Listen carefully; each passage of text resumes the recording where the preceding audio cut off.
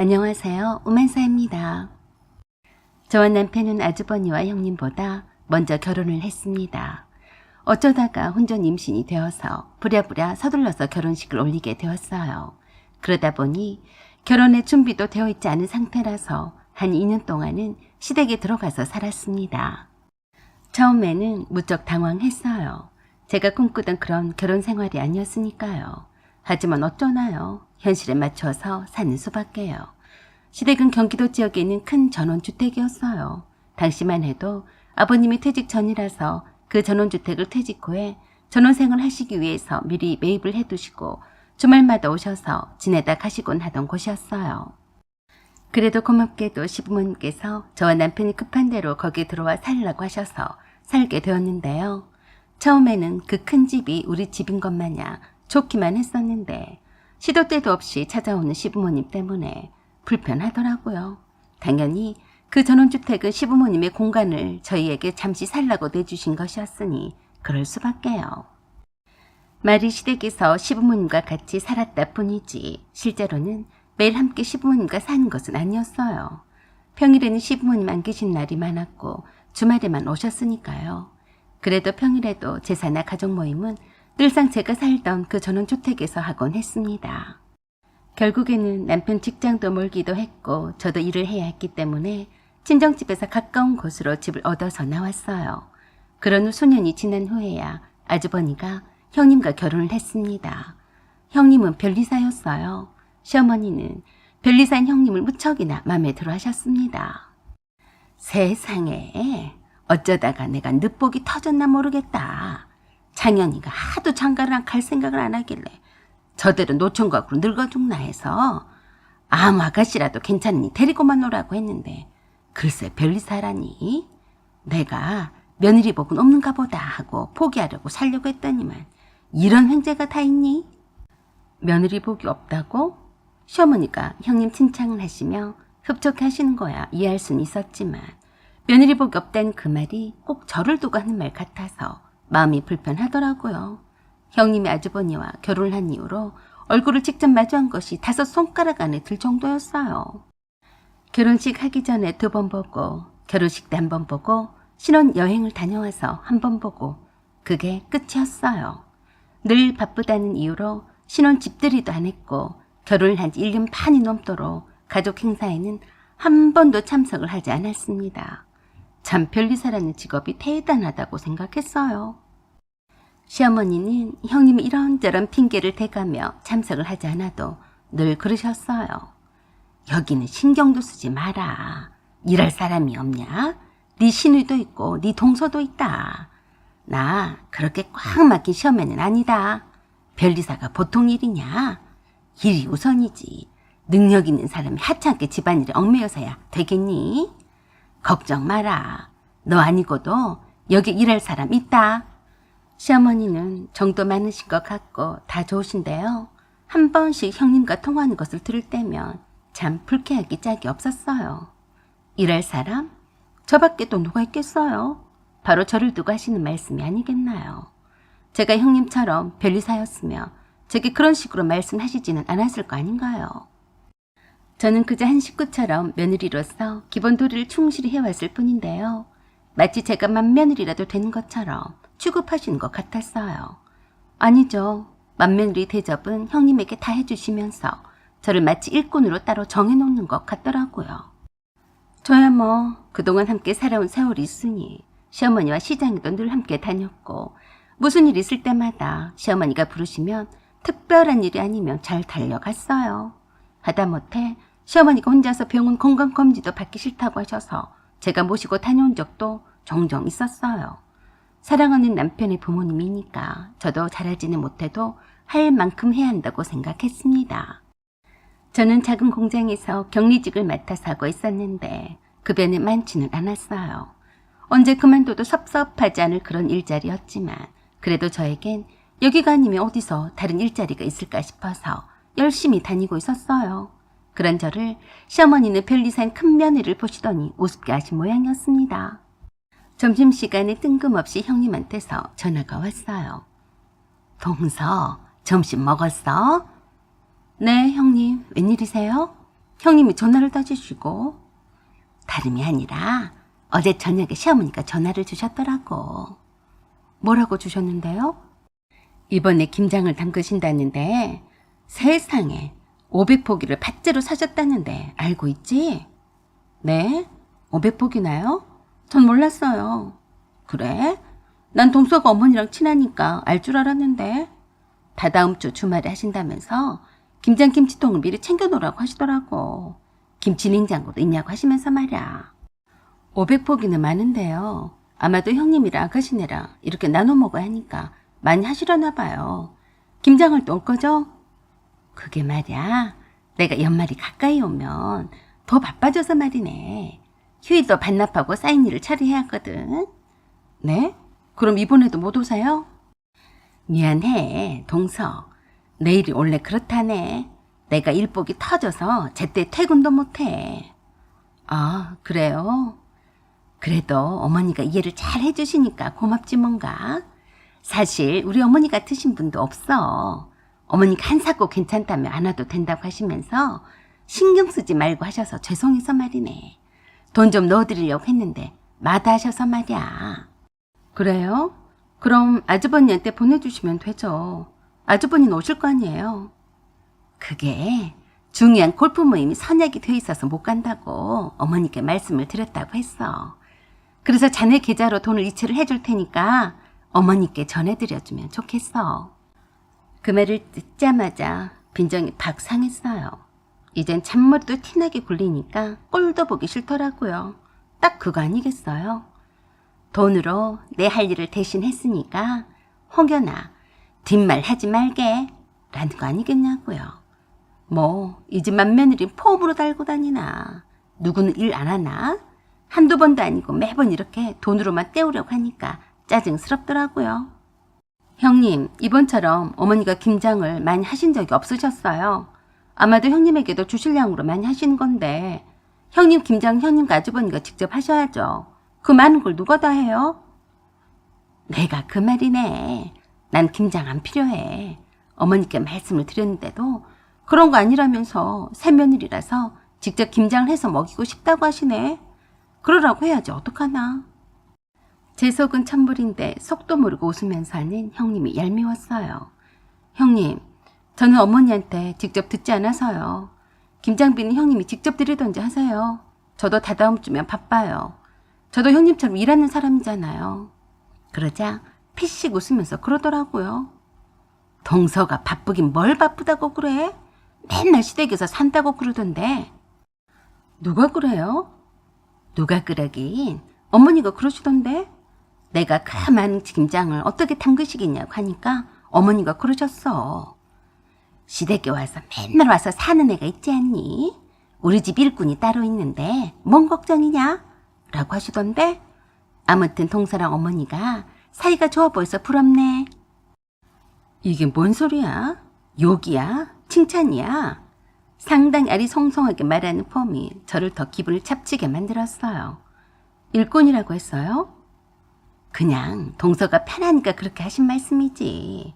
좌우지간 동서가 이번에도 고생하겠네. 미안하네. 내가 일만 아니면 바로 달려가겠네만 어쩌겠나. 점심시간이 다 되었으니까 이만 끝내. 회의가 있어서 말이야. 형님과 통화를 끝마치고 나니 무척 자존심이 상했어요. 시어머니가 날 우습게 하니까 형님도 저를 만만히 보는 눈치 같아서 오기가 생기더라고요. 그래, 두고 보자 했습니다. 그 후에 형님이 말하던 시댁에 김장하는 날짜가 다가와도 시어머니한테서 연락이 없었어요. 언제 불러도 달려올 일꾼이라 이거겠죠? 그러다가 신우이가 제게 연락을 해왔어요. 언니, 엄마가 언니한테 깜빡하고 김장한다고 따로 말 안 했다고 전해달래. 김장이요? 내일 모레 한다면서요. 어? 알고 있었네? 네, 아가씨. 형님한테 들어서 알고는 있었어도 어머니가 따로 말씀이 없으셔서요. 그날 저 집에 없어요. 뭐? 없다니? 무슨 말이에요? 회사에서 워크숍 겸 해서 단합대회를 가서요. 한 사람도 빠지면 안 되는 자리라서요. 네? 그럼 언제 오는데요? 4박 5일로 방콕으로 가요.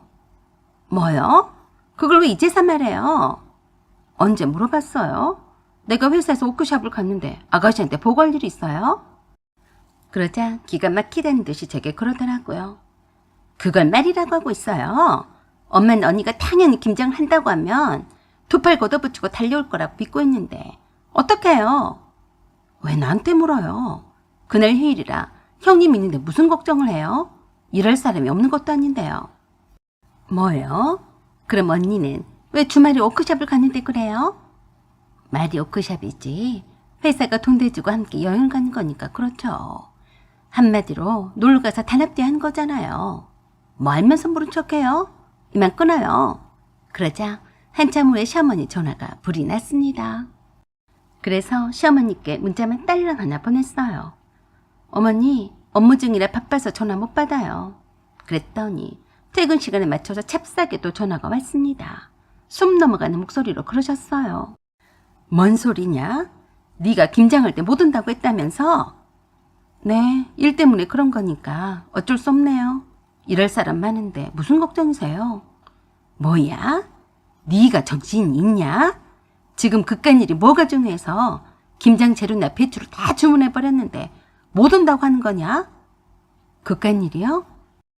그래, 네가 거기서 일하면 뭐 얼마나 본다고? 김장하는데 안 온다고 그래. 그러자 제가 완전히 뿔따구가 났습니다. 어머니, 제가 어머니 일꾼이에요? 돈 한 푼도 못 받고 좋은 소리도 못 들으면서 저를 막 부려먹으려고 해도 되는 거예요? 그깟일이라뇨? 그깟일이라도 하니까 제가 어머니 손자 유치원비도 되는 거예요. 뭐야? 다 필요 없으니까 워크숍인가 뭔가 다 때려치고 오기나 해라. 그깟건 안 다니면 될 것 아니냐? 내 아들이 네가 거기 안 다니면 너를 굶어 죽기라도 한다더냐? 겨우 돈 몇 푼 받는 주제에 말이 많다. 그래서 제가 껄껄껄 하면서 한참 동안 웃어 제꼈습니다. 어이가 없어서요. 그랬더니 기가 막히다며 열불을 내셨어요. 네가 내 말이 웃음냐? 왜 실성한 사람처럼 웃고 난리야? 어머니, 제가 배꼽 잡고 안 웃게 생겼어요. 회사 대표 며느리에게 그깟일 다 때려치우고 겨우 김장을 도우라뇨. 앞으로는 저에게 연락하지 마세요. 잘해드릴 때 잘하셨어야죠. 그깟 며느리 다 때려치우랍니다. 시어머니 전화를 바로 끊어버렸더니 남편에게 전화를 해서 마구 퍼부었어요. 남편이 다 듣고 나서 그랬어요. 엄마, 제가 엄마한테 미처 말씀을 안 드린 게 있는데요. 기수 엄마가 다니는 그 회사 말이에요. 사실 장인어른이 운영하는 회사인데요. 이번에 기수 엄마가 회사 대표로 취임해서 회사 단합하는 차원에서 전체 워크숍을 가는 거예요. 그래도 시어머니는 말귀를 제대로 이해를 못하고 또 그러셨대요. 단합이고 워크숍이고 웃기지 말라고 그래. 키 끝에 격리직면서 뭘 그래? 그러자 남편이 답답하다는 듯이 그랬어요. 엄마는 그게 문제예요. 왜 이렇게 단순하세요? 기수 엄마가 회사 대표라고요. 격리직 사원이 아니에요. 이젠 하다 거짓말까지 하냐? 네 마누라가 회사 대표이면 난 일론 머스크 엄마다. 왜 이래? 회사 대표가 누구 애 이름이냐? 천벌이네. 나를 뭘로 보고 살기를 쳐? 그래서 남편이 그랬습니다. 그럼 엄마가 알아서 하세요. 김장은 저도 못 도와드리니까 그래 하세요. 그 말에 시어머니가 더 화가 나셔서 신이와 함께 제가 일한다는 공장으로 직접 쫓아왔어요. 여기 격리를 보던 김슬기 씨라고 있죠? 아니요, 그런 사람은 없는데 혹시 우리 사장님 이름과 같은데 사장님을 찾는 것 아니세요? 사장은 무슨 사장? 그러자 말쑥하게 양복을 차려입은 한 직원이 시어머니와 신우에게 잠깐 따라오라고 했어요. 그리고 공장 옆에 사무실 건물로 안내를 하더니 회사 대표실에서 직원들과 회의를 하고 있던 내게로 안내를 했어요. 떡하니 대표이사 이름에 내 이름 석자가 적힌 것을 보고서야 입을 떡 벌어지며 뒤로 나자빠지려고 했습니다. 진짜네? 그러면 그렇다고 해야지. 내가 그런 줄도 모르고 네가 격리일만 본 줄 알았지 뭐냐. 어떻게 감쪽같이 날 속였냐? 속이다뇨. 어머니가 믿고 싶은 것만 믿으셔서 그런 거죠. 대표이사 자리로 옮긴 지도 얼마 안 되었어요. 그냥 아빠 자리를 물려받은 것뿐인데 자랑할 것도 아니에요. 참 우스웠어요. 갑자기 저에 대한 대우가 달라지셨습니다. 그 사이 형님한테 전화하셔서 그러더라고요.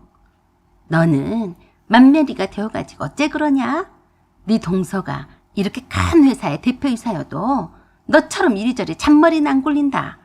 그깟 별이사 핑계는 대지 말고 김장은 내 손 보태라. 알았냐? 그러자 또 가진 핑계거리를 댔는지 보다 못한 신우이가 시어머니의 전화에 대고 그랬어요. 그널게 어지간히 좀 해. 우리가 모른 줄 알아? 오빠랑 골프나 치고 놀러갈 생각인 거 다 알고 있어. 언니 집에서 김장할 테니까 그리 알아. 시어머니가 형님에게 그랬어요.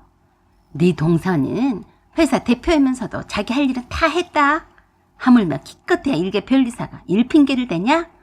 네가 아니면 그 많은 김장을 누가 하냐? 너 계속 그러면 네 집으로 김장거를 다 보내서 거기서 할 거다. 얼마나 시어머니가 서슬퍼렇게 형님 가주버니를 다그쳤던지 꼼짝없이 형님 가주버니가 시댁에 와서 그 많은 김장을 하게 되었습니다. 완전 형님과 제가 역전이 되어버렸어요. 그래도 싸니까 미안할 것 하나도 없었어요. 둘 사이가 좋지 않게 된 것은 당연했지만 저는 모른 척 했습니다. 그들은 시댁엔 신경도 쓰지 않았어요. 남편에게 다 알아서 하라고 냅뒀어도 시어머니는 제게 그러시더라고요. 네가 그동안 고생이 많았는데 뭐하러 바쁜데 신경을 쓰냐? 여기 일할 사람이 따로 있는데 걱정할 것 없다. 일에만 신경을 써라. 걱정은 무슨 걱정? 사연은 여기까지입니다. 구독과 좋아요 부탁드려요. 감사합니다. 안녕하세요. 오만사입니다. 저의 시어머니는 참 복도 많으신 분이셨어요. 천성이 가정적인 아버님을 만나서 마음고생, 몸고생을 한 번도 안 하신 분이셨어요. 적어도 장남 며느리인 제가 보기에는 그랬어요. 아직까지도 건강하신 아버님과 함께 여기저기 좋은 곳도 많이 다니시면서 행복한 노년을 보내고 계신 분이세요. 두 아들과 막내딸이 한 명 있어도 자식들 누구 하나 시부모님을 성가시게 하는 사람이 없었어요. 아파서 먼저 떠난 자식이 있기를 하나, 시집이나 장가를 못 가서 애 태우는 자식이 있기를 하나, 제 밥벌이를 못해서 손 벌리는 자식이 있기를 하나, 다 때가 되면 무난하게 결혼도 하고 다들 조용히 잘 살았어요.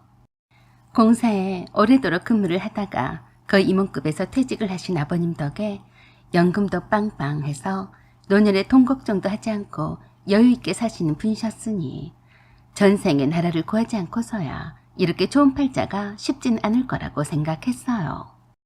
항상 돈에 찌들어서 힘들게 살아오셨던 저의 친정엄마의 굴곡진 삶에 비하면 저희 시어머니는 친정엄마가 보시기에는 참 부럽기 그지없는 삶이셨죠. 그래서 늘 저희 시어머니를 보면 친정엄마가 하시는 말씀이 있었어요. 사부인은 참 좋으시겠다. 착한 남편에 건강한 남편이 있으니 자식들도 좋은 게야. 씨가 좋으니 밭에서 잘 자랄 수밖에. 그 말을 들을 때마다 제 마음이 아팠습니다. 저희 친정아버지는 제가 어렸을 때 술에 취해서 밤길을 다니시다가 사고로 돌아가셨거든요. 하시는 일이 엄청 잘 안 되어서 힘들어 하셨는데 빚만 잔뜩 남기고 떠나셔서 엄마가 아버지를 원망을 많이 했어요. 그랬으니 평생 아버님께 의지만 하면서 살아오신 시어머니의 팔자가 부러우셨을 거예요. 하지만 시어머니 그 팔자는 그리 오래 가지는 못했습니다. 그날도 오늘처럼 수능을 보는 날이었어요. 동생 큰아들과 제 막내딸이 동갑이라서 같은 날에 수능을 보게 되었어요. 동생 큰아들인 영재는 공부를 아주 잘해서 서울대를 지망을 한 상태였고 제 딸은 인솔만 해도 다행이다 라고 할 정도였어요. 원래 시어머니가 아들을 더 좋아하시는 경향이 있었어도 소녀들도 이뻐하시는 분이셨습니다. 신우가 딸만 내리 셋인데도 아주 이뻐 죽고 못 사셨으니까요. 영재가 공부를 잘하는 바람에 상대적으로 제 딸이 위축이 되어 왔었던 것은 사실이었지만 그렇다고 해서 절대 기죽지는 않았어요. 영재는 영재이고 제 딸은 제 딸의 길이 있으니까요. 그런데 시어머니는 아니었어요. 저도 알게 모르게 제 딸에 비해 영재에게 영재 생일 때나 또는 평상시에도 물건을 사도 꼭 영재 것을 골라놨다고 사다 주시곤 했고 용돈도 잘 주는 것 같았지만 제 딸에겐 일절 그런 거 없었어요. 그래도 저는 서운한 티를 내지는 않았고 모른 척 했어요. 자기가 낳은 자식도 똑같이 이쁘긴 해도 어떤 자식은 더 애틋하고 어떤 자식은 신경이 덜 가는 자식도 있게 마련이잖아요. 그런 거라고 생각했습니다. 하지만 그게 아니더라고요. 수능 전날에 시어머니가 서방님과 함께 제 딸이 수능을 잘 보라고 응원해주러 왔습니다. 제 딸의 얼굴만 보고 손에 찹쌀떡만 쥐어주고 가셨어요. 그런가 보다 했습니다. 그런데 그날 저녁에 갑자기 내일 수능을 볼 제 딸이 제게 그러더라고요. 엄마, 영재가 내일 수능 잘 보자면서 톡이 왔는데 할머니가 영재네 집에 계신대. 그래? 아까 작은 집으로 가신 것 같던데. 영재 보러 가셨겠지. 아니, 그게 아니라 내일 영재 수능 시험장에도 따라가신다고 하시면서 기도해 주시러 오셨다는데. 그럼 난 뭐야? 제 딸의 입이 쭉 나왔더라고요. 순간 저는 내일 수능을 치는 아이라서 걱정이 되어서 그냥 그랬습니다. 할머니가 너를 위해서도 기도하시겠지. 영재를 위해서만 하시겠어? 그게 아니라 영재가 그러는데 할머니가 합격 금발찌를 직접 끼워주셨대. 이것 봐, 엄마. 나한테는 찹쌀떡만 주시고 영재한테는 합격의 기를 담은 금발찌를 끼워주시고 그럼 나는 뭐야? 아이고, 설마 그러시겠어? 라고 하며 제 딸이 보여주는 영재가 찍어서 보낸 사진을 봤어요. 꽤나 굵직해 보이는 합격이라는 글자가 씌워진 금팔찌였어요. 하필 속도 없이 영재가 제 딸에게 자랑질을 했더라고요. 영재에게서 또 이런 톡이 날라왔어요. 할머니가 너도 200만 원 주셨지? 그동안 고생했으니까 여행이나 갈 때 쓰라고 주셨으니까 우리 시험 잘 보고 친구들하고 함께 기차 여행이라도 가든지 하자. 저는 참 당황스럽고 어이가 없었어요. 영재는 아마도 제 딸에게도 똑같이 해줬을 거라 믿고 톡을 보낸 모양인데요. 제 딸은 그 톡을 보면서 무척 서운해했습니다. 엄마, 할머니가 내가 영재보다 공부도 못하니까 나를 무시하시는 거야? 내가 서울대만 지망했어도 그러셨을까? 저는 엄청 난감했습니다. 내일 수능을 치를 딸이 걱정이 되기도 했어요. 일단 이딴 거 신경 쓰지 마. 할머니는 왜 그러셨는지는 나중에 알면 되는 거고 엄마가 그만큼 해주면 되잖아. 네가 그렇게도 원하던 쌍꺼풀 수술도 해줄게. 할머니가 중요해? 너한테는 엄마랑 아빠의 사랑이 더 중요한 거지. 안 그래? 겨우 달래서 제 딸을 일찍 재웠어요. 다 컸어도 아직도 철이 덜 든 애인데 얼마나 속이 상했을지 생각하니 화가 났어요. 그런 속마음을 남편에게 전했더니 남편이 그러더라고요. 좀 그러네. 우리 지석이한테도 그만큼은 안 하셨는데 금팔찌에다 200만 원까지 주셨다니. 차라리 우리 지은이가 몰랐으면 좋았을 것을 하필 알아버렸네. 그래도 어머니가 좋아서 영재한테 주신 것을 뭐 어떻게 하겠어. 그냥 모른 척해. 나도 이렇게 섭섭한데 지은이가 얼마나 그럴까. 그래서 제가 그랬어요. 아마도 어머니가 영재가 서울대를 간다니까 좋아서 그러신 것 같은데 그래도 그렇지. 그렇게 티나게 차별을 하셔? 나랑 자기가 그동안 장남과 장남 며느리를 얼마나 잘해왔어? 우리가 용돈도 제일 많이 드리고 있잖아. 그리고 내가 어차피 장남 며느리라서 여러 말 하기 싫어서 제살 준비에 동서가 늦게 오든 말든 냅두고 아무 말 안 했어. 남편도 기분이 상했는지 아무 말도 하지 않고 제 말만 그대로 듣고 있었어요. 그러다가 잠깐 있어 보라더니 시어머니께 전화를 드렸습니다. 엄마, 저예요. 아직 안 주무셨어요? 내가 잠이 오겠냐? 내일이 수능일인데 기도하고 있던 참이다. 나이 드신 분이 제때 주무셔야지. 기도한다고 애들이 시험 잘 보겠어요? 그런 소리 하지 마라. 내가 다 이 기도 덕분에 너희들을 잘 키운 거야. 지은이나 일찍 자를 자라고 해라. 그런데 왜 전화했냐? 엄마, 영재한테 금팔찌랑 200만 원 용돈까지 주셨다면서요? 순간 흠칫 놀라시면서 그러셨습니다. 그걸 그새 알았냐? 아까 줬는데.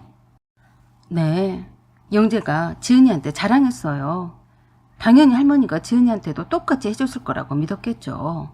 어머니, 지은이한테는 왜 안 주셨어요? 아이고, 내가 영재한테 시험을 잘 보라고만 했지. 그새도 지은이한테 연락할 줄 알았냐? 그러니까요. 왜 지은이한테는 안 주셨냐고요? 내가 주던지 말든지 내 맘이지.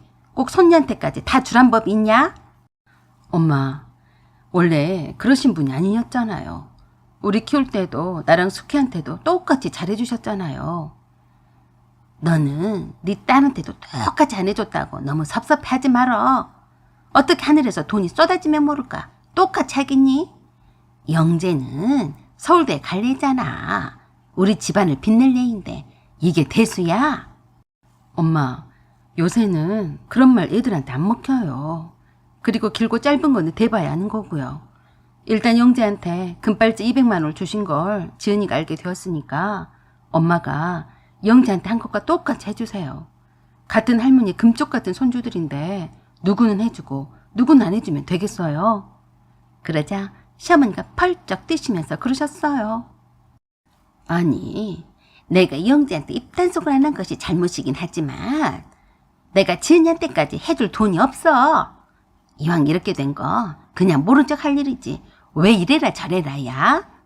그래서 남편이 한숨을 푹 내쉬더니 그랬어요.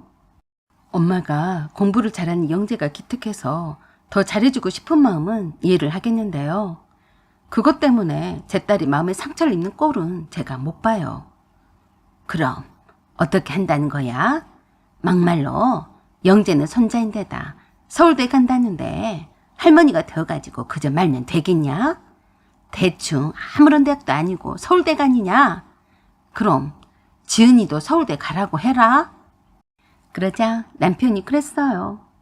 엄마, 그러시면 엄마한테 드릴 용돈으로 우리 지은이한테 영재한테 했던 것과 똑같이 해줄 테니까 그리 하세요. 할머니가 해줬다고 할 테니까 그리 하시라고요. 뭐? 놀라는 시어머니 목소리에도 아랑곳하지 않고 남편이 잘 주무시라고 하고 끊었어요. 시어머니께서 다시 남편에게 전화를 하셨지만 남편이 받지 않았습니다. 그래서 제가 대신 받았어요. 어머니, 지은이 아빠가 지금 욕실로 씻으러 들어갔어요. 제게 말씀하세요. 네가 그랬냐? 내 용돈으로 영재한테 한금만큼 해줘야 한다고 네가 그랬어? 무슨 말씀이세요? 남들 하는 거를 봐라. 나처럼 손자들한테 잘하는 할머니가 있으면 나와보라고 해봐. 네, 어머니처럼 손주들 이뻐하시는 분이 얼마나 되겠어요. 적당히 장단을 맞춰주자 그러셨습니다. 내가 영재한테만 차려줬다고 불만인데 그게 무슨 잘못이냐? 영재가 서울대를 가서 우리 집안을 빛내주고 있는데 그게 그렇게 안 입고 와서 난리야? 그래서 제가 시어머니께 할 말을 해야 했어요. 어머니, 저 같은 며느리도 없어요. 그동안 연금도 두 분도 다 쓰시기에도 차고 넘치지만 부족한 생활비 아껴서 용돈도 넉넉히 보내드렸어요. 그뿐이에요. 장남 며느리 역할을 못한다는 말은 듣기도 싫어서 별 내색도 하지 않고 제사 다 뭐다 다 나서서 했고요. 이젠 더 이상 그런 거 안 할래요. 뭐? 안 해? 이것들이 오늘 뭘 잘못 먹었나? 왜 쌍으로 난리야? 어머니 용돈이며 다음 주에 있을 생신잔치도 제사도 다 쌩 깔 테니까 그래 하세요. 먼저 끊을게요. 라고 하며 끊어버렸어요. 그랬더니 동서 아주버니가 번갈아 전화를 해오고 난리도 아니었어요. 전화를 받지 않았더니 드디어 아버님이 전화를 해오셨어요. 아버님의 전화는 안 받을 수가 없었죠. 대충 얘기는 전에 들었다.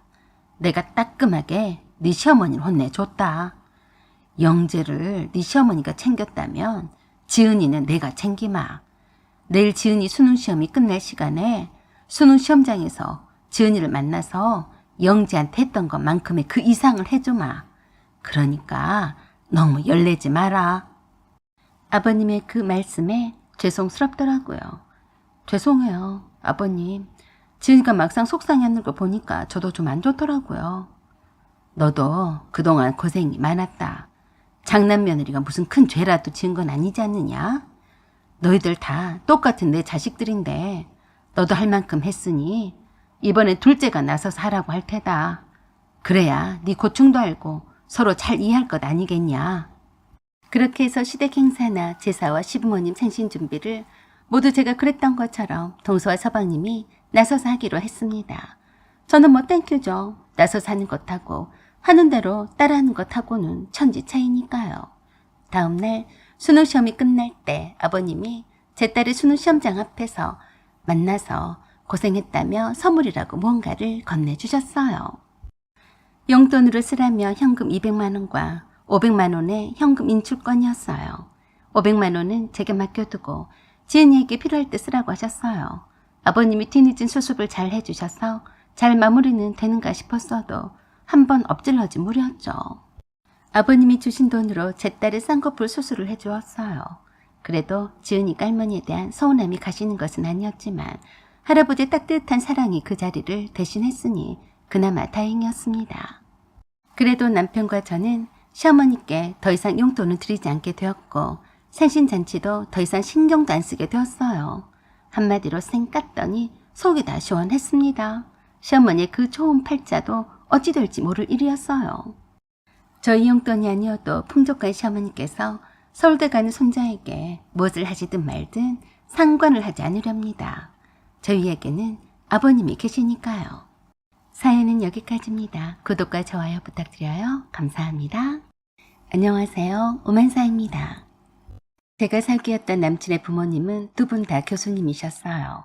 남친의 아버지는 국립대학의 교수였고 남친의 어머니는 정교수는 아니어도 교수라고 부른다고 했습니다.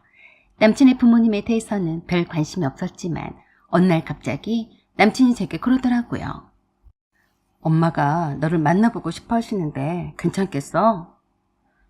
부담스럽게 왜 너희 엄마가 나를 만나니? 너랑 사귄 지가 벌써 1년이 좀 넘었잖아.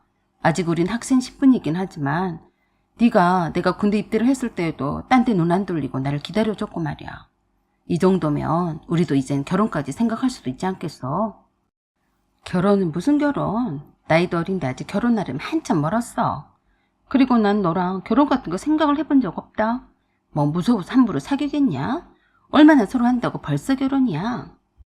제가 막상 그렇게 말하자 서운했는지 잠깐 말이 없어지더니 그러더라고요. 저기 그래도 우리 엄마가 너를 엄청 궁금해하셔. 그래서 엄마 생신날에 장모님 운영하신 해물집 식당에서 저녁 식사를 하는 것으로 하려고 하는데 괜찮지? 그건 네가 알아서 해. 네가 직접 식당에 전화해서 예약해서 해. 그날 서비스 잘해달라고 점장님께 말해놓을게. 라고 하고 그런가 보다 했습니다. 그리고 언제라고 했는지도 잊고 지냈어요. 더 이상 물어보지도 않았고요. 엄마가 식당에 항상 계시는 것도 아니었어요. 점장님을 따로 두시고 다른 식당도 두 곳을 더 하시고 계셨으니까요. 그러던 어느 날 친구들과 영화를 보고 나왔는데 톡이 불이 났더라고요. 엄마와 엄마 식당의 점장님이 내게 보낸 톡과 부재중 전화가 여럿이 와 있었어요. 놀라서 엄마에게 먼저 전화를 했더니 그러셨어요. 너 거기 어디야? 왜요? 영화 보느라 전화 못 받았어요. 네 남친인가 뭔가 그 집 식구들이 떼져 몰려와서 너를 찾고 나를 찾고 난리도 아니다. 왜? 제일 큰 방으로 예약을 했더니 보니까 점장한테 사장님이 직접 와서 서빙을 하라고 하지 뭐냐? 난 다른 식당에 가 있었는데 점장한테 치를 맞게 그러더란다. 예의 없이 사장님 배로 일부러 왔는데 점장이 서빙을 하냐고 말이다. 그러면서 너를 거들먹거리더래. 오늘 같은 날 일부러 찾아왔는데 기다리고 있다가 인사해야 하는 거 아니냐고. 정말? 네가 그 집 구석에 뭐 책 잡힌 거라도 있냐? 다른 데로 말해. 내가 모르는 뭔가 있냔 말이야. 어? 엄마 그런 거 없어요. 별일이네. 명수가 자기 엄마 생일이라서 엄마 식당에 가서 식구들과 모인다고 하던데 그냥 그런 줄 알았지. 그런데 왜 점장님한테 사장님이 와서 서빙을 해라. 이 집딸은 어딜 가고 콧배기도 안 보이냐. 어른이 왔는데 대접이 이게 뭐냐. 잔소리를 한도 끝도 없이 하더란다. 점장님이 무슨 죄냐? 속사정을 모르니까 정말로 네 예비 시댁이나 되는 줄 알고 짤짤 매다가 나한테 카피 연락을 했더라. 내가 미친다 미쳐. 그래서 제가 그랬어요. 엄마 내가 지금 갈 테니까 엄마는 그냥 모른 척해요. 어떻게 그러니? 그래도 우리 식당에 온 손님인데 일단 너랑 통화를 한 후에야 그쪽 방에 들어갈 참이라 너랑 연락이 안 되어서 답답했다. 알았다. 명수랑 무슨 일 있는 건 아닌 거 확실하지? 그렇다니까요. 왜 딸 말을 못 믿어? 알았어, 끊자. 엄마와 통화를 끝낸 후에 남친에게 톡을 날렸어요. 지금 바로 나한테 전화해라. 그랬더니 곧바로 전화가 왔습니다. 너 거기 우리 엄마 식당이냐? 응, 내가 오늘이라고 말했잖아. 네가 기억하면 되지. 내가 왜 네 엄마의 생일까지 기억할 일이 있냐? 왜 그래? 전화만 하지 말고 모처럼 너네 집으로 일부러 온 거니까 와서 인사라도 하면 안 되냐? 내가 왜 네 엄마 생일에 네 식구들이 다 모여있는 자리에서 인사를 하니? 우리 점장한테 우리 엄마랑 나랑 부르고 난리 부르스를 쳤다며? 아니야. 난리 부르스는 무슨? 그냥 사장님이 어디 계시냐고 했고 너는 왜 안 보이냐고만 하셨어. 너도 알잖아. 우리 아버지랑 엄마가 교수인 거 무식한 사람들 아니야. 그래? 그렇게 유식한 사람들이면서 우리 점장님한테 A도 없이 사람 대접을 직접 사장님이 나와서 하지 않고 딸내미도 콧배기도 안 비친다고 했어? 아니야. 그 점장님이 전달을 그딴 식으로 했겠지. 내 앞에서 그러면 내가 못하게 말렸을 거야. 나한테도 장모님이 되실 분인데 어떻게 그런 식으로 말을 하시겠겠어? 그러지 말고 네가 지금 여기 오면 안 되냐? 그래? 내가 직접 가서 확인해보면 알겠지? 너도 내 성격 알지? 아무리 네 부모님이건 네 식구들이건 나 그런 거 안 따진다. 조금만 기다려. 그리고 그 길로 바로 엄마 해물찜 식당으로 향했어요.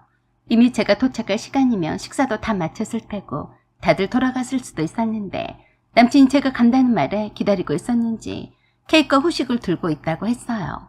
식당에 도착을 하자마자 엄마는 안 보이고 점장님이 저에게 그랬습니다.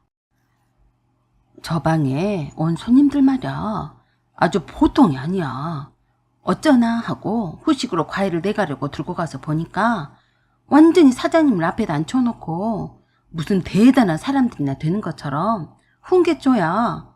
오늘 생일인데 이거는 어떻고 저거는 어떻고 이러는 건 예의가 맞네 안 맞네 라고 지적질하는데 정말 웃겨.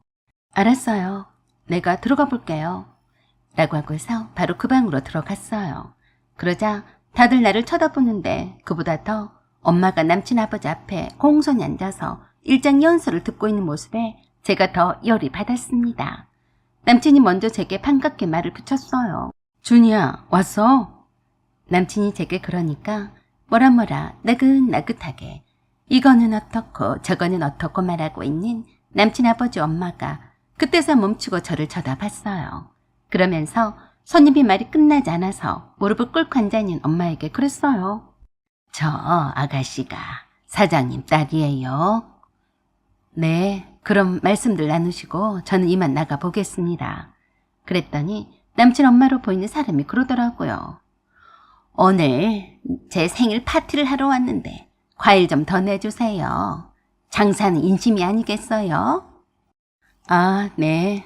사실 다른 방에는 이렇게 서비스로 후식을 많이 내오진 않는데 원하시니까 조금 더 내오겠습니다. 그러자 그 말에 교수라는 남친 아버지가 기름이 잔뜩 바른 듯한 이마음의 얼굴이며 말도 끈적끈적하게 했어요. 아, 참, 내가 내내 말씀을 드렸는데도 사장님이 뭘 모르시네. 우리는 손님이 아니래도 그러신다. 사돈 될 사람들이에요. 생일날 사돈이 2번이라도 됐으면 식당 기둥불이 뽑겠다 싶었습니다. 내가 자기네 아들과 결혼한다고 하기를 했어. 인사를 하기를 했어. 처음에는 이 무슨 무례야. 그러면서 저를 향해 손짓을 하며 그랬어요. 어여, 아가씨는 이리 와서 나한테 술 한잔 따라요. 우리 명수가 누굴 살기나 궁금했었는데 참 복스럽게 생겼네. 애도 잘 낳겠어. 엉덩이도 펑퍼짐한 것이 키도 적당히 크고 우리 명수 짝으로 합격이다. 벌써 대낮도 한 잔을 걸쳤더라고요.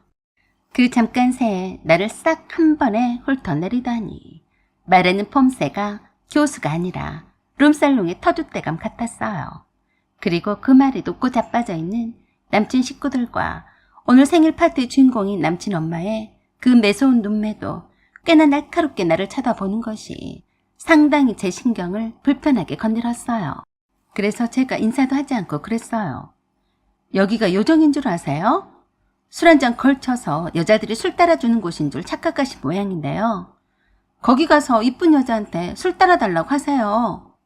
그 말에 다들 놀라서 저를 쳐다보는데 남친 엄마가 제게 큰 소리로 나무랐습니다. 싸가지 없이 여기가 어디라고 말을 함부로 하니? 참 못 배웠네. 그 말을 무시한 채 제가 또 한마디 했어요. 말씀하신 것 중에 정정해드릴 게 있는데요. 저랑 명수랑 그저 친구처럼 사귀는 거지 미래를 약속하거나 그런 적은 없어요. 저희 엄마 식당을 일부러 찾아주신 거는 감사하지만 명수랑은 엮이지 말아주세요. 라고 하고 바로 그 방을 나왔습니다. 남친이 바로 따라 나와서 제게 그랬어요. 너 왜 그래? 오늘 우리 엄마 생신이란 말이야. 널 보려고 일부러 오셨어. 왜 날 보러 일부러 와? 너랑 나랑 뭔데? 너 착각하지 마라. 너는 나한테 네 집 식구들을 보여주고 안 창피하냐? 하여간 너도 그쪽 인간들이니 어련하겠냐? 너 나한테 앞으로 아는 척도 하지 마. 그리고 그 방에 음료수와 과일을 서비스로 더 넣어주려고 서빙을 한 아주머니께 도로 갖다 놓으라고 했습니다. 그리고 남친에게 그랬어요. 너는 네 눈깔이 제대로 바뀌었다고 생각하냐? 밖에 대기 손님들이 안 보여?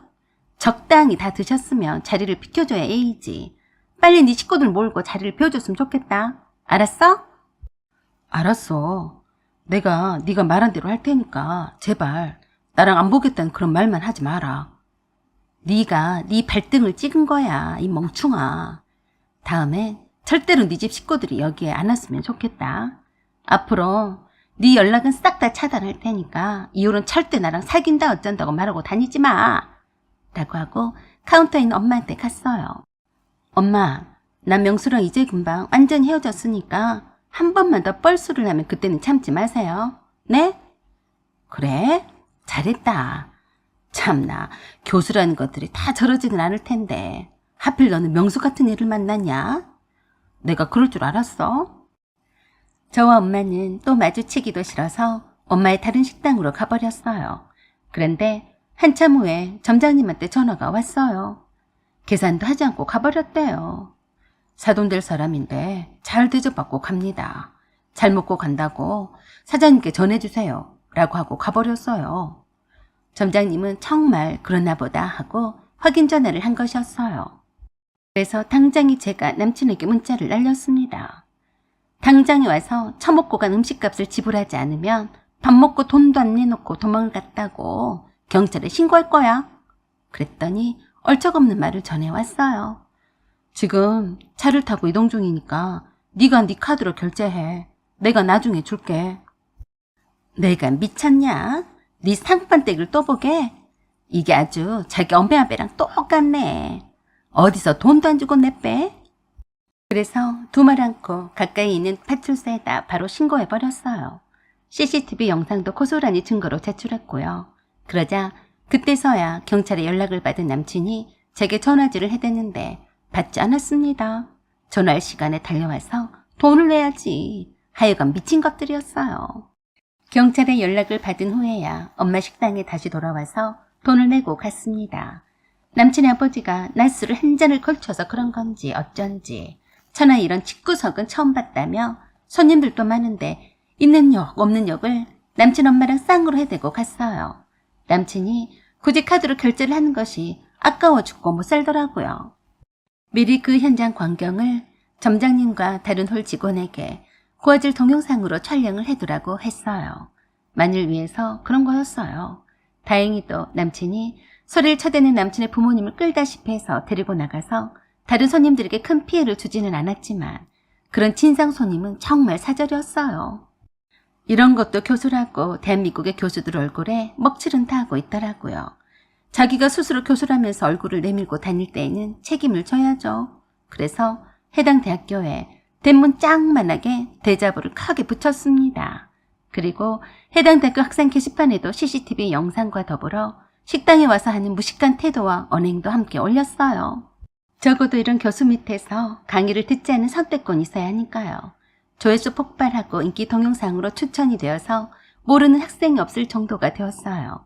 그래도 어떻게 생겨먹은 대학교인지 징계 절차 하나가 없더라고요. 아마도 뒷배가 든든하지 않고서야 이럴까 싶었습니다. 한참 확산이 되고 논란의 소지가 다분하게 되자 남친이 저를 찾고 난리가 났습니다. 내가 사과할 테니까 제발 그 영상 좀 내려라. 너 때문에 우리 엄마 아버지한테 죽겠다. 라며 문자를 보내왔어요. 너도 너지만 네 아버지와 네 엄마가 와서 사과해야지. 안 그래? 사과할 인간들이 아니었죠. 사과를 바라자고 한 것도 아니었기에 그냥 냅뒀어요. 그래도 뻔뻔한 인간들이라서 얼굴 쳐들고 잘 다닐 겁니다. 저는 확실하게 그쪽 집구석과 연을 끊는다는 것을 보여준 것만으로도 만족했어요. 사연은 여기까지입니다. 구독과 좋아요 부탁드려요. 감사합니다. 안녕하세요. 오맨사입니다. 제게는 언니가 2명이 있습니다. 큰언니와 작은언니가 있어요. 큰언니와 작은언니는 어떻게 한 뱃속에 나온 자매냐고 할 정도로 서로 유전자가 달라 보였습니다. 큰언니가 엄마한테 여러 번 물었을 정도였죠. 엄마, 나 진짜로 엄마 딸 맞아요? 혹시 다른 데서 좋은 거 아니에요? 엄마는 그럴 때마다 웃기다면서 그래, 너 좋은 거 인지 알았냐? 라며 놀리기 바빴다고 했습니다. 그럴 때마다 큰언니는 엄마한테 그랬어요. 엄마, 진짜로 말해보세요. 혹시 아버지가 나를 밖에서 낳아서 오신 거 아니에요? 어떻게 이렇게 엄마를 안 닮을 수가 있어요? 왜 혜인이는 저렇게 엄마 판박인데 나는 이렇게 못생겼어요? 그럴 때마다 엄마는 큰언니한테 그러셨어요. 내가 알겠냐? 천지신명께 아들을 낳게 해달라고 빌었더니 들어주려다만 모양이야. 왜 하필 아들 낳아달라고 비셨어요? 그러니까 내가 생긴 게 여자인지 남자인지 알다가도 모르게 생겼잖아요. 아니면 혜인이라도 비교가 안 되게 공평하게 똑같이 생기게 낳든가 하실 일이지. 큰언니는 천성은 착하고 순했지만 늘 작은언니와 비교가 되는 외모 때문에 스트레스를 달고 살았어요. 그도 그럴 것이 큰언니와 작은언니와 함께 엄마와 다닐 때며 늘 큰언니에게는 아이고 얘는 아빠를 닮았나 보네 라고 했고 작은언니에게는 어쩜 이렇게 엄마를 똑 닮았을까? 인형 같네 라고 했습니다. 질투가 유독 심했던 큰언니는 늘상 이쁜 작은언니가 다른 사람들의 주목을 받는 것에 대해서 늘 불만이었어요. 큰언니는 오락부락한 체격에 약간 중성적인 면이 없지 않아 있었거든요. 그것뿐이겠어요. 머리도 작은언니가 더 좋아서 늘 공부를 잘했어요. 그랬으니 얼마나 비교를 많이 당했겠냐고요. 그 때문에 큰언니는 늘 작은언니에 대한 자격지심이 많았어요. 세 딸 중에 장녀인 큰언니를 부모님이 늘 큰 기대를 갖고 키우셨지만 큰언니는 그걸 깨닫지 못했습니다. 오히려 작은언니는 부모님의 관심과 사랑을 덜 받았다고도 할 수 있었어요. 작은언니와 저는 새 옷을 사 입어본 적이 손에 꼽을 정도였어요. 왜냐하면 큰언니 옷을 그대로 물려받았거든요. 큰언니는 장녀이기 때문에 부모님의 관심을 더 많이 받았고 저는 막내라서 이쁨을 더 받았는데 오히려 작은언니는 그 사이에서 큰언니와 저만큼은 부모님의 관심을 더 받았다고 할 수 없었어요. 단지 작은언니는 이쁜 데다가 알아서 공부도 잘해서 부모님이 믿고 보는 딸이었어요. 한마디로 신경이 덜 가는 딸이었어요. 그런데도 늘 큰언니는 부모님께 불만이 많았습니다. 그간의 일들은 거두절미하고 아버지가 돌아가신 이후로 서울에서 작은언니가 친정엄마를 돌보고 있었어요. 작은언니가 의사였기 때문에 당연하게 친정엄마를 곁에 두고 돌봤어요. 그걸 두고 큰언니가 작은언니에게 고맙다고 한다거나 고생이 많다고 한다는 소리는 한 적이 없었어요. 엄마가 혜인이한테 쏟은 돈과 정성이 얼만데 지가 보답을 해야지. 당연한 거지. 작은언니와 작은형부는 의사 부부였어요. 그래서 남부럽지 않게 떵떵거리며 잘 사는 것을 늘 엄마가 자랑스러워했습니다. 늘 친정 가족들이 모이면 그러셨어요. 난 진짜 혜인이가 신기해. 내가 혜인이는 스스로 달아서 잘하니까 신경도 안 썼는데도 저렇게 혼자서 잘 자랐으니 말이다. 정말 그랬어요. 엄마는 장녀가 잘 되어야 동생들도 잘한다며 늘 큰언니가 동생들의 모범이 되기를 바라셨어요. 그래서 학원이란 학원은 종류별로 다 보냈었고 큰언니가 국민학교 다닐 때에는 엄마가 거의 큰언니 반에 함께 등교를 해서 살다시피 하며 치맛바람도 장난 아니게 일으키고 다니셨대요. 그런데도 불구하고 큰언니는 엄마한테 불만이 많았어요. 그 비싼 작은 언니의 의대 학비를 대주면서도 큰언니가 유학을 가는 것에 반대한다는 거였어요. 집안 형평상 보내둘 수 없는 사실을 알았음에도 그런 억지를 부렸어요. 그냥 그랬던 것 같았어요. 큰언니 입장에서는 모든 면에서 큰언니보다 뛰어난 작은언니를 보면서 핑곗거리가 필요했나 보더라고요. 자기 자신 못난 것이 아니라 그저 운이 없고 재수가 없어서 부모가 신경을 덜 써줘서 그런 거라고요. 작은언니가 좀 더 풍족하게 산다는 이유로 친정엄마를 그동안 모시며 살았는데 드디어 9순이 다 된 친정엄마가 위독하다는 연락과 함께 임종이 가까이 왔으니 빨리 서둘러서 서울로 올라오라고 연락이 왔습니다. 저희 세 자매는 서로가 서로 다른 지역에 떨어져서 살고 있었어요. 가장 먼 거리 지방에서 살고 있던 사람은 큰언니였어요. 저는 친정엄마가 임종 임박했다는 소식에 만사 제치고 바삐 달려가고 있는데 큰언니한테서 전화가 왔어요. 승혜냐? 너 어디냐? 언니, 지금 거의 다 도착했어. 언니는 어디만큼 왔어? 나 아직 출발 못했어. 왜? 왜긴 왜야. 너야 금방이지만 난 여기서 가려면 4시간 거리인데 쉽겠냐? 그럼 어떡해. 또 안 와? 그러다가 엄마한테 인사도 못하고 보내드리면 어쩌려고 그래. 여기서 서울까지 교통비가 왕복 10만 원이야. 언니, 그깟 돈이 문제야. 그 돈 내가 줄 테니까 빨리 올라오기나 해. 형부랑 함께 차 타고 오면 되잖아. 네 형부까지 뭐하러 가? 가기 문을 닫고 어떻게 가냔 말이야. 말도 안 되는 소리 하고 있어. 말도 안 되는 소리는 누가 하고 자빠졌는데. 늘상 이래왔던 큰언니였지만 세상에 친정엄마 임종이 임박했다는 소식을 듣고도 저러니 할 말이 없었어요. 왕짜증이 나서 제가 그랬습니다. 오든지 말든지 알아서 하고 나중에 후회는 하지 마. 왜 전화했어? 이쁘지도 않은 내가 간다고 해서 엄마가 좋아지지도 않을 건데 후회하고 자시고 할 일이 있냐? 너나 오버하지 마라. 언니는 정말 지독해. 엄마가 마지막으로 우리들 얼굴은 보고 가셔야 할 것 아냐. 돈 10만 원이 대수야? 전화 끊어. 라고 하고 끊어버렸더니 계속 올려대더니만 톡으로 그러더라고요. 엄마가 돌아가시면 그때 연락을 해라. 네 형부 차를 타고 여럿이 함께 갈 테니까 꼭 연락해. 이쁘지도 않은 큰딸이 가서 뭐하냐? 가서 꼭 연락해. 알았지? 그저 속이 상해서 눈물만 흐를 뿐이었어요. 어쩌다가 엄마가 큰언니를 낳으셨나 싶었습니다.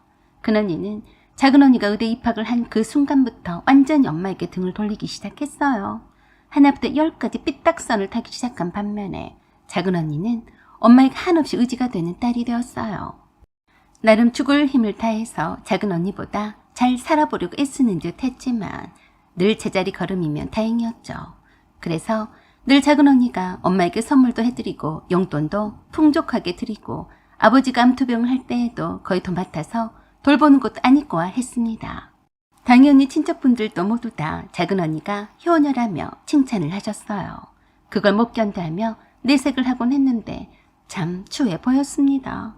자기 감정을 제어하지 못해 질투심과 자격지심을 있는 그대로 내보였어요. 작은언니와 저도 어느 순간부터인가 큰언니와는 상대도 하지 않으려고 했었죠. 결국에 친정엄마는 큰언니 얼굴도 못 보고 하늘나라로 가셨어요.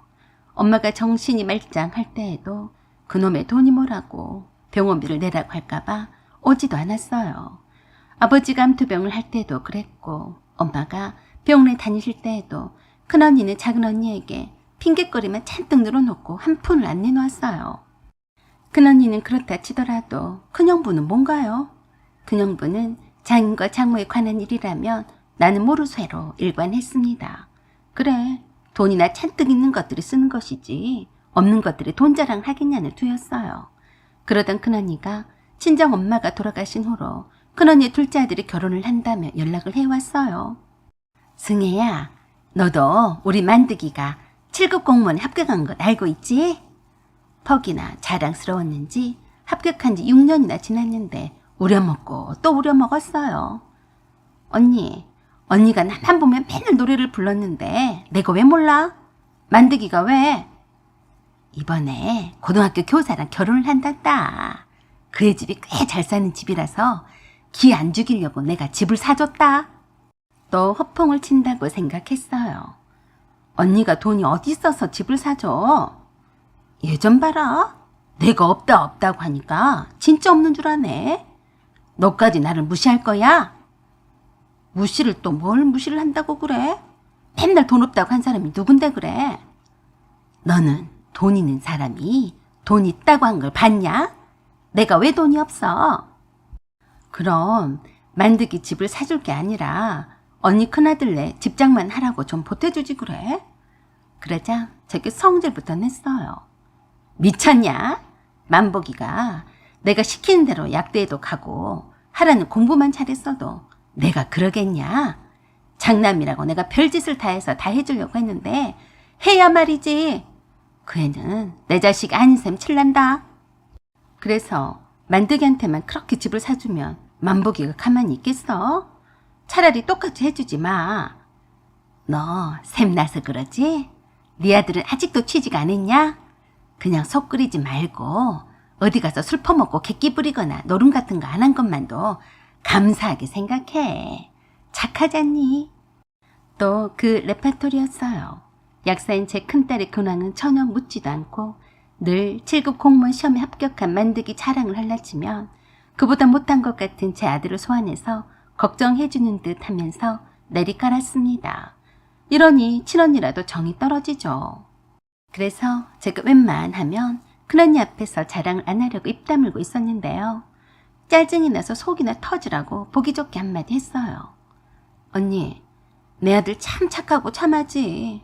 언니도 알란 거 몰라? 우리나라에서 최고로 알아준 로펌에 들어갔어. 그랬더니 웃기고 있다며 그랬습니다. 아, 그새 또 취직을 했네. 경리나 사무원으로 들어갔냐? 아니, 변호사야. 뭐? 변호사? 장난치지 마. 네 아들이 공부 못한다고 그랬었잖아. 언니는 공부 잘한 사람들이 자기가 공부를 잘한다고 자랑하는 거 봤어? 뭐? 목소리까지 떨려가며 내 아들이 변호사로 로펌에 들어갔다는 사실에 바들바들 떠는 것 같았어요. 거기가 어디 로펌이라고?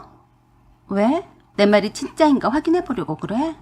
아니. 엄마 임종시에는 교통비 단돈 10만 원이 아까워서 벌벌 떨던데 만드기가 부잣집 딸과 결혼을 한다니까 집을 사줘? 그러자 아무 말도 못하고 바로 끊어버렸어요. 입에서 바로 육두문자가 나오려고 했어요. 진짜로 엄마의 핏줄이 맞는지 유전자 검사까지 해보고 싶더라고요.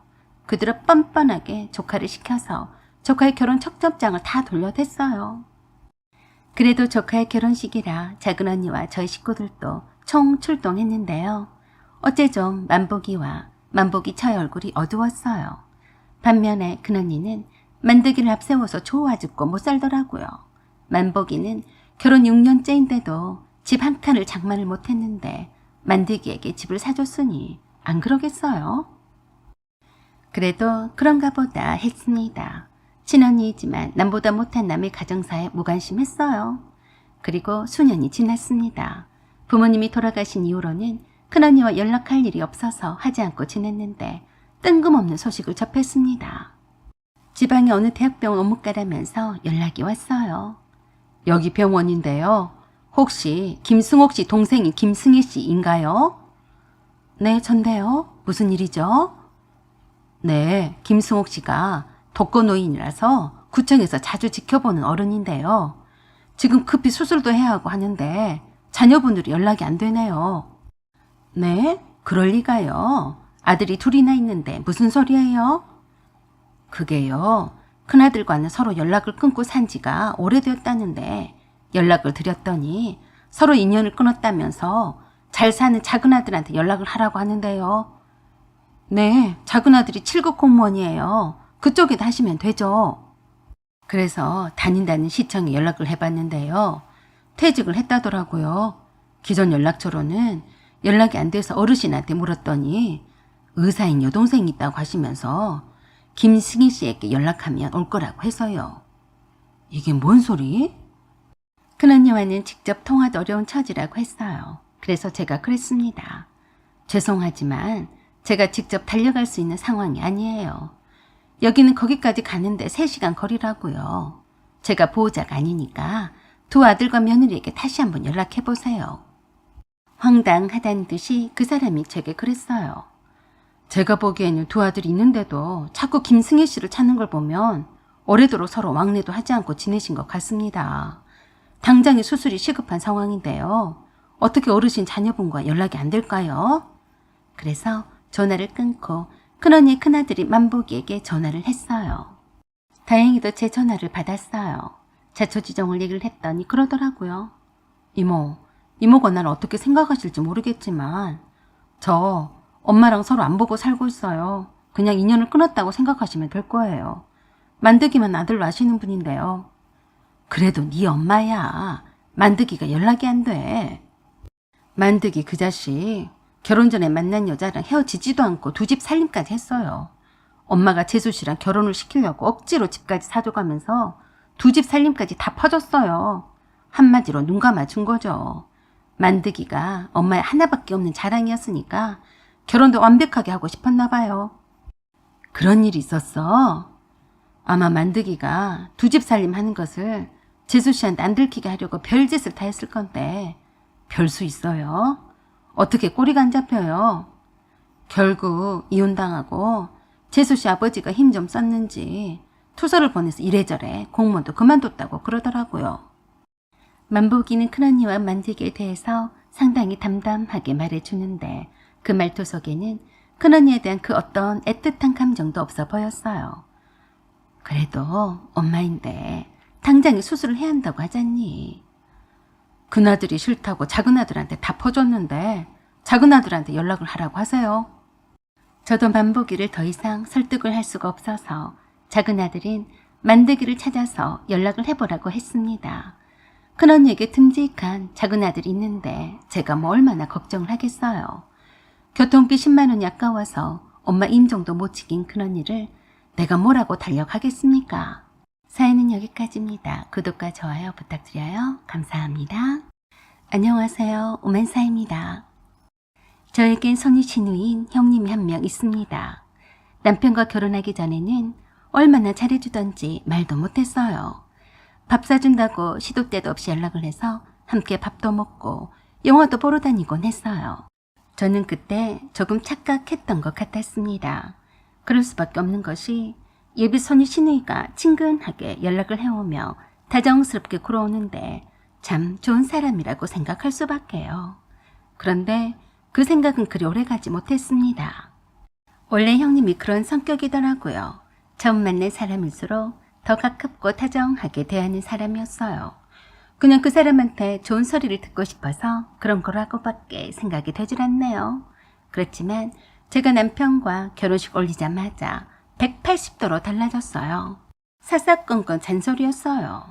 오히려 시어머니는 어른답게 쓸데없는 소리는 하지 않으셨는데 형님이 나서서 별별 소리는 다 해댔습니다. 저와 겨우 6살 나이 차가 날 뿐인데 무슨 큰 어른 대접을 받고 싶어 했어요. 결혼식을 마치고 신혼여행을 떠나기 직전에 제게 와서 그러더라고요. 이제 자네는 우리 집 식구가 되었네. 신혼여행 가서 제일 먼저 우리 엄마한테 도착했다고 인사전화를 하는 거 잊지 말고 혹시나 싶어서 그러는데 쓸데없이 기념품 같은 거 사오지 말고 엄마 지갑이 오래되어서 바꿀 때가 되었으니까 면세점에서 명품 지갑 하나 사오게. 아, 네. 그리고 나는 그 흔하디흔한 디올 립스틱 같은 거는 사절이니까 냅두고 간 김에 캐리어 큰 가방 하나 사다 줘. 미리 사기 전에 내게 사진 보내주고 내가 찜한 캐리어 브랜드랑 상품명이랑 사진으로 찍어서 보내줄 테니까 잘 보고 사와. 알았지? 순간 조금 언짢았어요. 나한테 돈 맡겨놨어? 왜 이렇게 주문이 많아? 그런 제 마음이 얼굴에 티가 냈는지 대본에 그러더라고요. 왜? 똥 씹은 표정이야? 내 말이 가짜는가? 네? 가짜다뇨. 그냥 신혼여행 선물은 저희가 알아서 하려고 했는데 막상 형님 이거 사와라 저거 사와라 하시니까 뜻밖이라 그런 거죠. 자네가 고민하지 않게 도와준 건데 그걸 그렇게 받아들이면 되겠어? 별꼴이야. 말투부터가 싹 바뀌는 것이 우스웠어요. 이제 자기 밑에 둔 올케라 이건가? 자기가 상전이라 이거야? 또 제게 그랬습니다. 내 거는 안 사와도 내 남편 거는 내 낯도 있으니까 신경 써서 준비해야 하네. 이건 또 뭔 말이래? 형님, 저희가 알아서 할게요. 저희도 신혼여행비를 아끼고 아껴서 겨우 간 거예요. 형님이 원하시는 대로 못해드려도 너무 서운하게 생각하지 마세요. 그러자 태번에 성질을 부렸어요. 자네 그러긴가? 시집을 온 마당에 인사를 그렇게밖에 못하겠다는 거야? 웃겼어요. 이제 웨딩드레스를 입은 지 얼마나 되었다고 사람 얼굴 이리도 싹 바뀌나요? 이게 지금 저한테 신의 갑질을 하는 건가 싶었습니다. 그래도 제가 그랬어요. 형님, 인사는 제가 충분히 했잖아요. 인사비로 어머니께 돈을 드렸어요. 필요한 거 사시라고요. 무슨 말이 그렇게도 많은가? 내 말이 그렇게 곱깝게 들려? 완전 이제 보니까 우스운 사람이네. 난 자네 시누이야. 자네 신랑 누나라고. 알았어? 한 번만 더 내 말에 토달기만 해봐. 내가 가만히 안 있을 거야. 저를 언제 봤다고 눈을 부라리며 저를 막 대했습니다. 이게 미쳤나? 평생 한 번밖에 없을 이 좋은 날에 기분이 팍 상했어요. 형님, 지금 저한테 토달지 말라고 했어요? 내가 형님한테 죄진 거라도 있어요. 형님이 뭔데 털달지 말라고 해요? 뭐시 어째? 너는 시집 식구들 우습게 보이냐? 네 상전이야. 네가 떡받들고 위하고 차례야.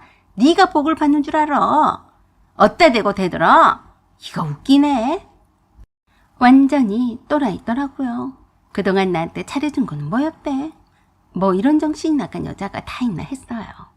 그러면서 제게는 마치 자기가 교장 선생님이나 되는 양 일장연설을 하기 시작했어요. 자네는 내가 한 몇 달은 잘 지켜보면서 교육 좀 단단히 시켜야겠네. 감히 어따 대고 말대꾸를 하고 대들어? 세상에 꿈도 참 야무지더라고요. 교육 좋아하시네. 누가 자기 맘대로 교육을 받는데?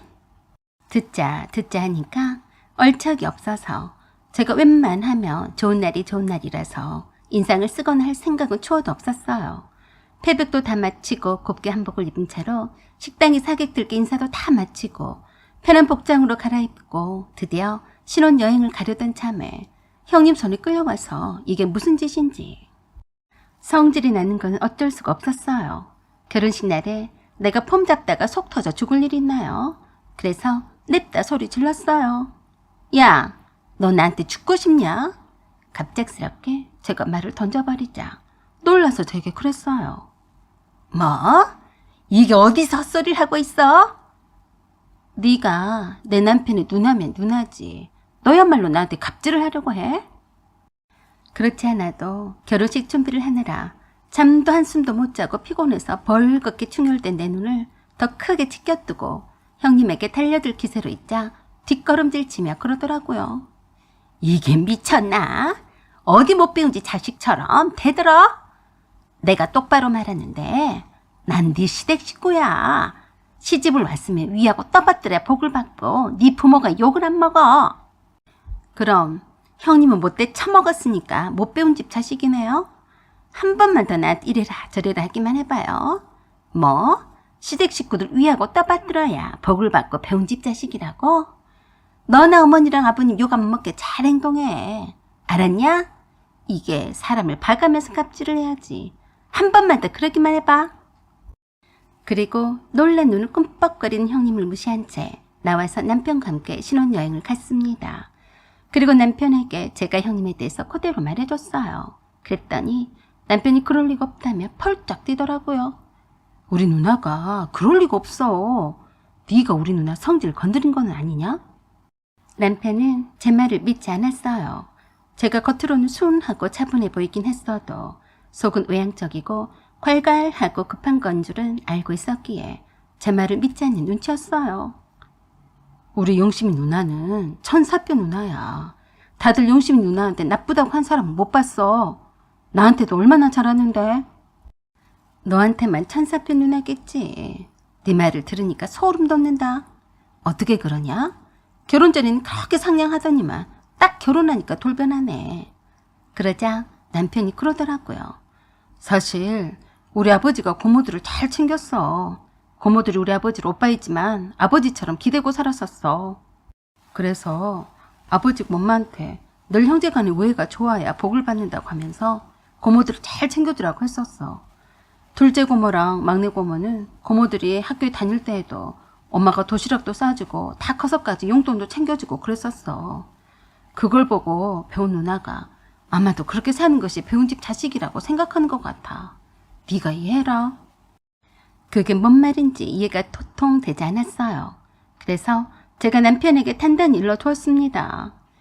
난 도대체가 뭐가 뭔지 잘 모르겠지만 내가 너랑 결혼을 한 거지 네 식구들과 결혼한 것도 아니니까 내가 형님한테 이래라 저래라 간섭받고 하대받는 것은 절대로 용납을 안 할 테니까 그리 알아라. 신혼여행지에 도착을 해서 시어머니께 전화를 드렸어요. 어머니, 잘 도착했습니다. 그래? 너는 왜 그러냐? 네? 뭐가요? 네가 결혼을 한 지 하루가 지나기를 했냐? 어쩌기를 했냐? 그새 하나밖에 없는 네 시누이를 못 잡아먹어 안달이냐? 잡아먹다니요? 난 평생에 단 한 번도 너처럼 못 배운 짓은 해본 적이 없다. 하필 복저가리도 없이 우리 승윤이가 너 같은 것을 만났나 몰라. 어여 끊자 라고 하시며 그냥 끊으셨어요. 어이가 없어서 멍하니 전화기만 쳐다보는 내게 남편이 흔들었어요. 왜 그래? 엄마가 뭐라고 하셨어? 내가 네 누나를 못 잡아먹어 안달이라면서 복조가리 없이 네가 나를 만났다고 하시면서 그냥 끊으시네? 뭐? 그러니까 왜 누나한테 그랬어? 그럼 내가 네 누나한테 말도 안 되는 갑질을 순순히 당하고 있으라 이 말이냐? 아니, 그건 안 되지. 남편도 머리가 복잡했는지 정신사나워했어요. 다른 방에 혼자 들어가서 시어머니와 따로 길게 통화를 하는 것 같더니 내게 와서 그랬습니다. 자기야, 잘했어. 다음에도 또 누나가 자기한테 그러면 나 믿고 대판 싸워버려. 한 번 밀리면 평생 너를 못 잡아먹어 안달을 낼 테니까 그렇게 해. 알았지? 걱정 마라. 너나 딴소리하면 그땐 바로 이혼이다. 알았지? 걱정 마. 내가 들어봐도 누나가 잘못했네. 그걸 엄마는 누나 편만 들고 있어.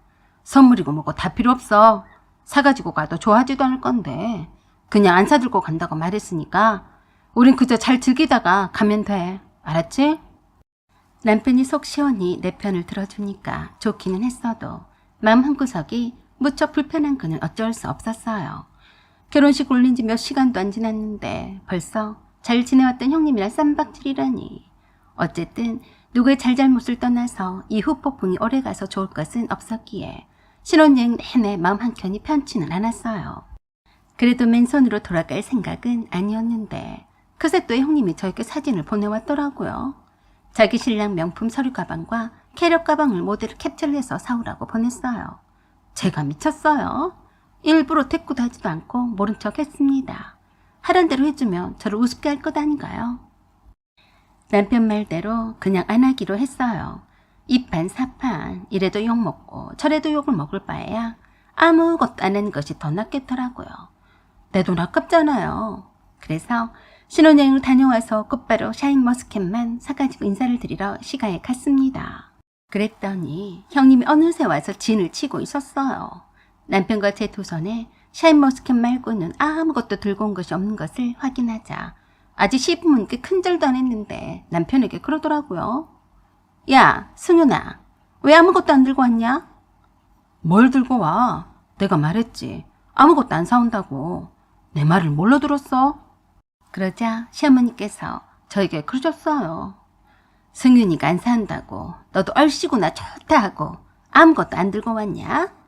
내가 너희들한테 뭐 하나 못 얻어먹어서 이런 줄 알아? 어떻게 시집 식구들 말을 그렇게 무시하냐? 시작부터가 못된 먹었다. 인사고 뭐고 필요 없다. 그냥 돌아가. 그러자 아버님이 나서서 그러는 시어머니에게 혀를 끌끌 차며 그러셨어요.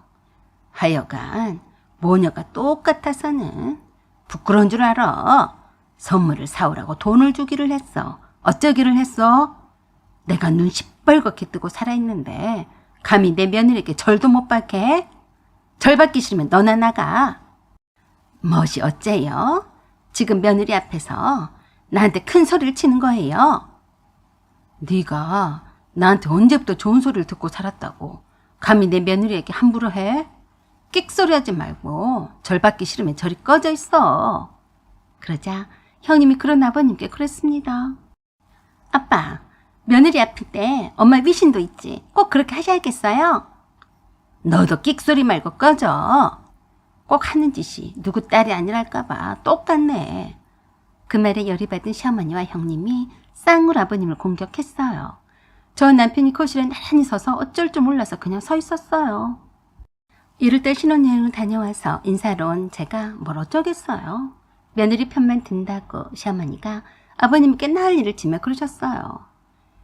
이 나쁜 인간아, 너는 네 여동생들 나한테 맡기고 종가리 노릇을 다 시켜놓고 네 딸이 며느리한테 하는 것을 못 보겠다 이거냐? 아빠, 너무하세요. 아빠는 엄마한테 고모들에게 시집살이를 다 시켜놓고 맨날 시댁 식구를 떠받들어야 그 집안이 제대로 돌아가는 배운 짓 하시기라고 했어요, 안 했어요? 시끄럽다. 한마디만 더 해봐. 다 엎어버릴 테니까. 택도 없는 것들이 입만 살아서는 어디 며느리 앞에서 달려들어? 아이고, 인사하러 왔다가 먼 꼴을 보는지 이 집 구석도 참 문제가 많구나 싶어서 한심스러웠어요. 남편은 창피하다며 아버님께 그랬어요. 아버지, 다음 인사로 오던지 할게요. 오늘은 그냥 갈 테니까 진정하세요. 그러자 아버님께서 그러셨습니다. 네 식구니까 네가 잘 챙겨라. 지금 이 시대가 어떤 시대인데 그래. 알겠냐? 네, 아버지. 라고 하며 남편이 나가자고 잡아 끌길래 서서 그냥 인사만 하고 나왔어요. 그 뒤로 웬만해서는 남편이 형님과 시어머니의 전화를 차단해버렸어요. 형님과 시어머니에게 저에게 따로 연락하지 말라고 했고 저에게도 형님과 시어머니의 전화를 받지도 말라고 했어요. 이 상태로는 싸움거리밖에 되지 않을 테니 말입니다. 그런 후 석 달쯤 지났을까요? 갑자기 형님이 밤중에 눈탱이가 밤탱이가 된 상태로 저희 신혼집으로 도망왔어요. 남편이 너무 놀라서 그런 형님한테 그랬어요. 왜 그래? 매형이 누나를 때렸어? 빨리 말해. 내가 가서 가만 안 둘 거야. 그런데 흥분한 남편에게 한사코 진정하라며 그러더라고요. 넌 가만히 있어. 혹시 매형한테 전화가 오더라도 모른 척 해야 해. 알았지? 날 살리고 싶으면 당분간 여기서 숨어 살게 해줘. 응? 절대로 모른 척 해라. 엄마한테도 말하지 마. 도대체 왜 숨는다는 거야? 말을 해봐. 남편은 몰골이 말이 아닌 상태로 급히 도망을 온 형님을 이끌고 방 안에서 한참 동안을 대화를 하는 듯 했는데도 영문을 모르겠다며 열받아 했어요. 그때 시어머니한테서 남편에게 전화가 왔습니다. 제가 궁금한 나머지 스피커폰으로 돌려놓은 채로 남편에게 전화기를 건네줬어요. 승은아, 네 누나 거기에 갔지? 네, 도대체 무슨 일이에요? 네 매형한테 연락이 오면 모른다고 해라. 네 누나, 네 매형한테 잡히면 죽는다. 죽어. 왜요? 무슨 일인데요? 아, 글쎄, 네 매형이 나랑 네 아버지한테 쫓아와서 딸 교육을 어떻게 시켰냐고 하면서 네 누나를 당장 내놓으라고 난리를 치고 갔다. 경찰까지 부른다고 난리야. 누나가 뭘 잘못했어요? 아니, 그게 말이다. 너도 알다시피 네 누나가 그동안 임신을 못했잖니. 그걸 두고 스트레스를 웬만히 줬어야 말이다. 네 누나, 시엄니가 네 누나네 집에 들어앉아서 갈 생각도 하지 않고 잔소리를 해대는 통에 밤에 잠 좀 잘 자라고 수면제를 타서 줬는데 그걸 죽으라고 그런 거라고 난리야. 설마 죽으라고 그랬겠냐? 그럼 떳떳하게 아니라고 하면 되지. 왜 매형한테 쳐맞았어요? 뭐가 무서워서 도망다니냐고요? 내가 매형을 가만 안 둘 거예요. 남편이 부글부글 화가 치밀어 올라서 소리를 막 질러대자 시어머니가 진정하라며 그러셨습니다. 아니라고 하면 뭐하냐. 네 누나 시어머니가 수면제 과다 복용으로 병원에서 위세차가 받고 난리가 났다는데 어떻게 증명하냐? 아무리 아니라고 해봐야 뭘 어떻게 할 거야. 주먹이 바로 앞섰는데. 알았어요 엄마. 내가 누나한테 진짜로 확인해 볼게요. 그러면서 심각한 표정으로 형님 있는 방으로 들어갔어요. 그리고 한참 후에 형님 방에서 나오더니 남편 한숨을 길게 내쉬었습니다. 왜 그래? 말 좀 해봐. 남편은 머리 아프다며 침대에 쓰러져서 머리를 파묻고 아무 말도 안 했어요. 그때 남편 휴대폰으로 남편의 매형이 전화가 올렸지만 남편이 받지 않았어요. 그러자 한참 후에 제게 톡이 왔어요. 공범자로 몰리기 싫으면 그 여자 콩밥 먹게 숨겨주지 마세요. 지금 집 앞인데 문 열어주세요. 그래서 제가 그랬어요. 때리지 않는다고 약속하시면 문을 열어드릴게요. 차라리 경찰을 대동하세요. 그러면 문을 열어드릴게요. 그랬더니 한참 후에 벨소리가 들렸습니다. 경찰서에서 나왔습니다. 김승희 씨 살인 미수죄로 체포하러 왔어요. 문 여세요. 안 열면 따고 들어갑니다. 그 말에 형님이 엉엉 울면서 저와 남편을 바짓가랑이 붙들고 살려달라고 애원을 했어요.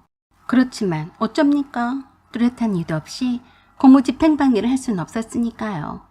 경찰서로 수갑을 채워서 끌려가는 모습을 보니 얼척이 없더라고요. 남편의 매형이 남아서 흥분한 남편에게 차투 지정을 자세히 말해주었어요. 나도 처남이 보는 앞에서 수갑을 채우고 끌려가는 꼴을 보게 하고 싶겠어? 내가 오죽했으면 두드려 팼겠어. 나 그동안 별일이 다 있었지만 단 한 번도 손을 댄 적이 없었어. 그런데 우리 엄마에게 수면제를 물에 타서 일부러 먹여서 죽게 하려고 했다는 사실에는 나도 뒤집어지더라고. 남편은 누나가 그렇게 했다는 증거가 있냐고 했더니 휴대폰에 있는 몰래 카메라에 녹화된 영상을 보여주었어요. 내가 오죽했으면 몰래 카메라를 달았겠어. 엄마가 우리 집에만 오시면 맨날 아파서 응급실에 실려가고 힘이 없어 하시니까 이상하다 싶었던 거야. 밥에다 약 탔다고 해도 헛소리로 들었지. 남편은 할 말을 잃었습니다. 형님은 그동안 불임으로 고생을 해왔었는데 그걸 두고 늘 형님의 시어머니가 이혼까지 요구를 했다고 했어요. 그리고 자주 형님 집에 들르셔서 지내다 가시곤 했고 병원에 가실 때에도 형님 집에서 머물 때가 많았다고 했습니다. 나한테는 시댁 식구들을 떠받들고 살아야 복을 받고 배운 집 자식이라고 하더니만 형님이야말로 시댁 식구들을 떠받들기는커녕 해를 끼치려고 했으니 그래서 복도 없어서 자식도 못 낳고 못 배운 티를 톡톡히 내는가 싶었습니다. 생각만 해도 끔찍했어요. 그 뒤론 아예 형님과 시어머니와는 연을 끊다시피 하며 살고 있습니다. 못 배운 집 자식인 남편도 예외는 아니었지만 그래도 계속해서 지켜볼랍니다. 살면서 이런 시갈 사람들은 안 만나야죠. 사연은 여기까지입니다. 구독과 좋아요 부탁드려요. 감사합니다.